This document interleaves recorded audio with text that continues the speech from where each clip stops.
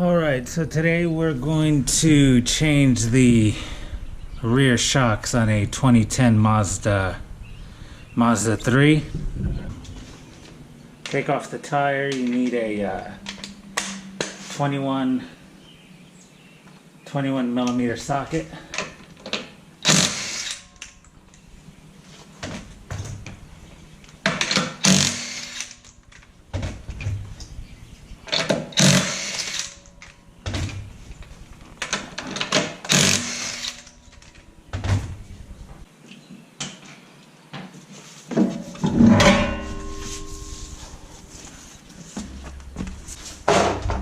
So what we're looking for here is basically 3 bolts. 3 bolts is all it takes to take these out. First one is up there. This one here. This one here. And then the third one, you can't see it from the front. You're going to have to go in behind here. And this will be your third bolt right here, has that washer. So 1,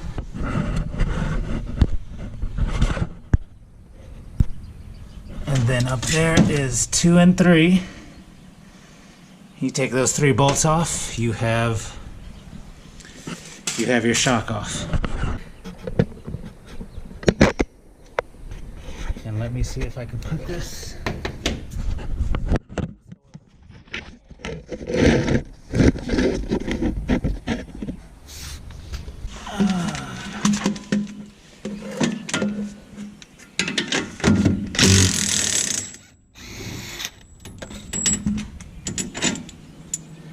There you go.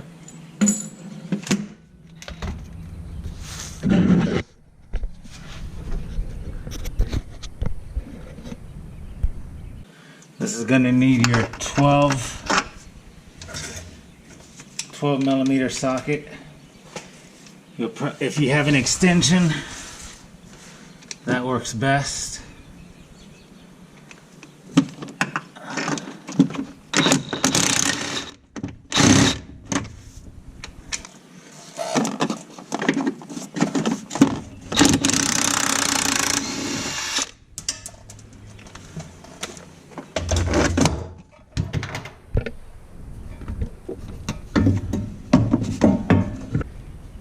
Now what you need to do is take this top housing off. That could be a little tricky. Looks like I got something from the inside of the car in there. But you have to take this bracket off, which comes off with that. And what's tricky about it is when you take this nut out, this will slide too. So you got to hold this right here with 1 wrench. And then a 2nd wrench on the bolt. So let's walk over here, see if I could do that.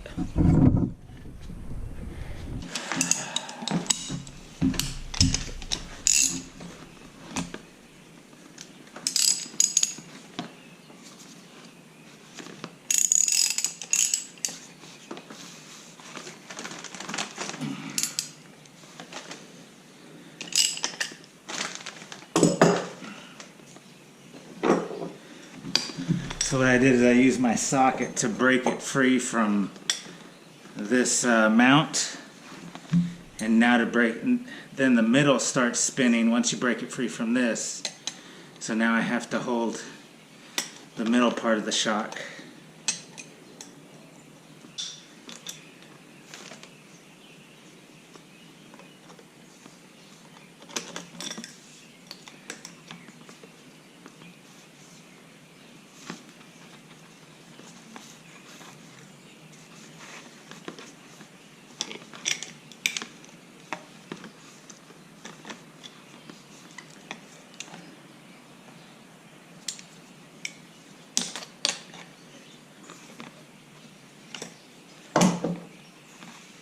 Okay, there we go. So once you get that bolt out, pop that out.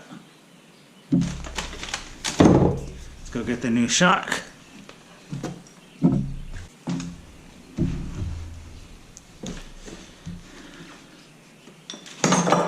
The new shock has this clip on it, pop that out. Don't worry about it springing back. It springs back slowly.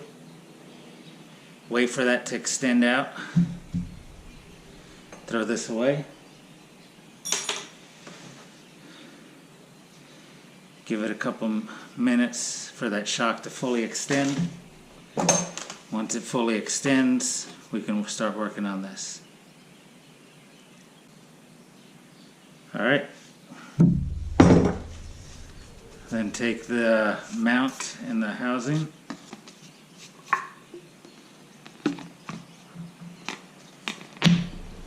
Okay.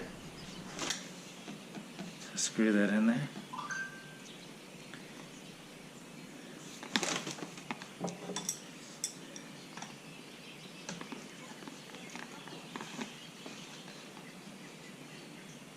When you start turning it, once it gets to a certain point, the middle part of the shock starts to turn.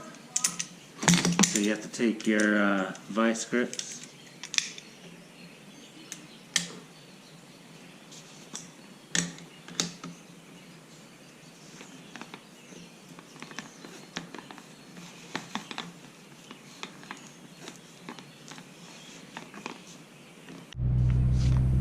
Alright, so that took a while. That's probably the hardest part of the whole job, is getting this, holding that in there. I didn't really do it too good. It kind of ate up some of this here, but that's kind of what it should look like. So now just we can start working on putting it back.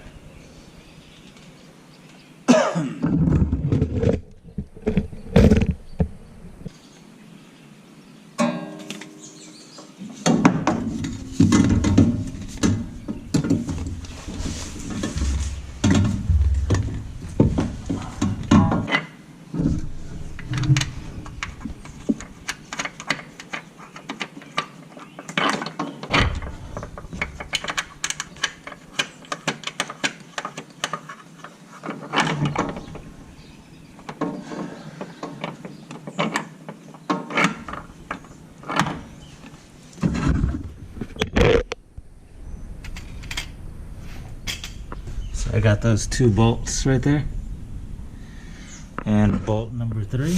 Now this 3rd bolt, you can see the blue thread locker on it right there. So I'm going to take some more thread, some fresh thread compound.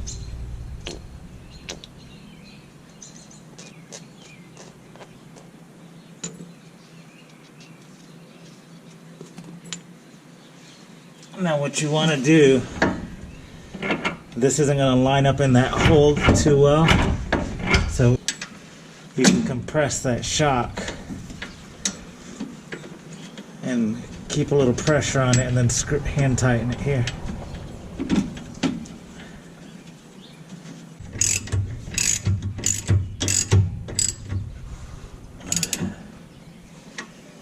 Okay, I'll go ahead and use this impact driver to get it a little bit of the way.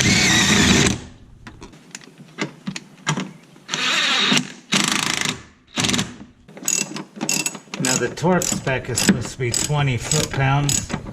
My torque wrench can't get in here in this closed space, so I just tighten it, get it snug.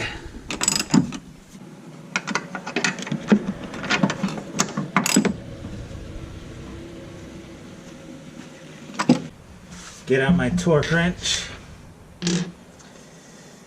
This one is supposed to be tightened up to 77 pounds.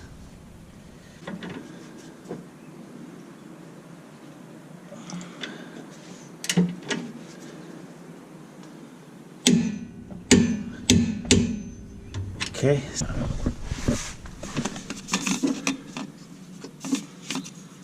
Everything looks good.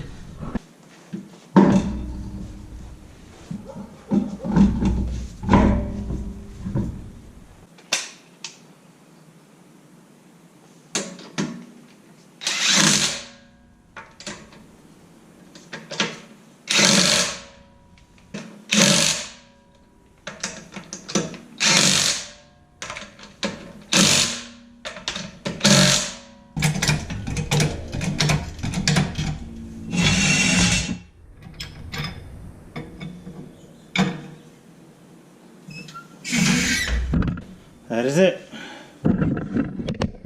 Replace these shocks. I think parts ended up costing me for 2 shocks about 90 bucks. And I think Tires Plus wanted to charge me about 400 or 450. So do it yourself, save some money.